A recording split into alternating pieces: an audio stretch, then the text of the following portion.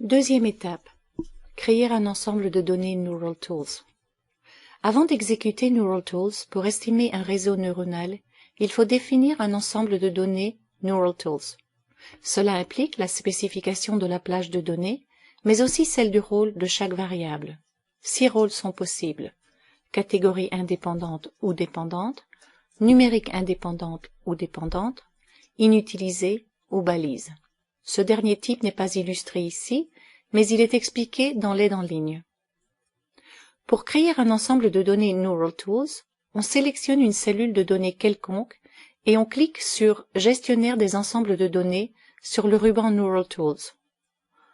On répond « Oui » à l'invite de définition d'un ensemble de données Neural Tools.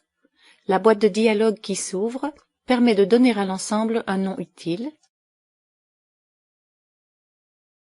de sélectionner la plage appropriée, bien que Neural Tools la devine généralement bien, d'appliquer le formatage des cellules pour accentuation et de définir le rôle de chaque variable. En l'occurrence, Neural Tools estime correctement que les variables des colonnes B à N sont des variables numériques indépendantes. Remplaçons cependant le rôle de la variable type de 20 par catégorie dépendante.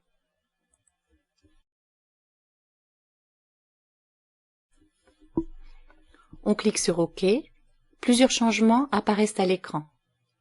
Comme nous avons choisi d'appliquer le formatage des cellules, la ligne supérieure de l'ensemble de données figure maintenant sur fond bleu et quelques autres changements de format mineurs sont apparents.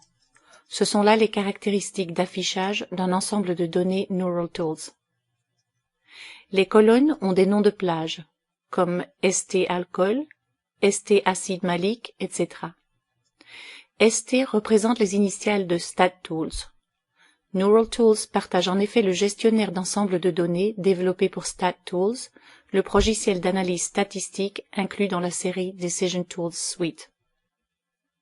Enfin et surtout, on peut maintenant exécuter les procédures Neural Tools sur l'ensemble de données, comme nous allons le voir bientôt. Le reste de ce didacticiel ne se présentera comme indiqué qu'après la création de l'ensemble de données. Si on ferme le fichier et qu'on le rouvre plus tard, l'ensemble de données Neural Tools y est toujours actif.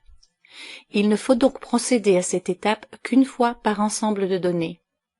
Il est cependant possible de créer plusieurs ensembles de données Neural Tools dans un même fichier. Bonne raison de donner à chacun un nom qui le décrive clairement. À vous de jouer. Créez un ensemble de données Neural Tools avec spécification des rôles de variables appropriés.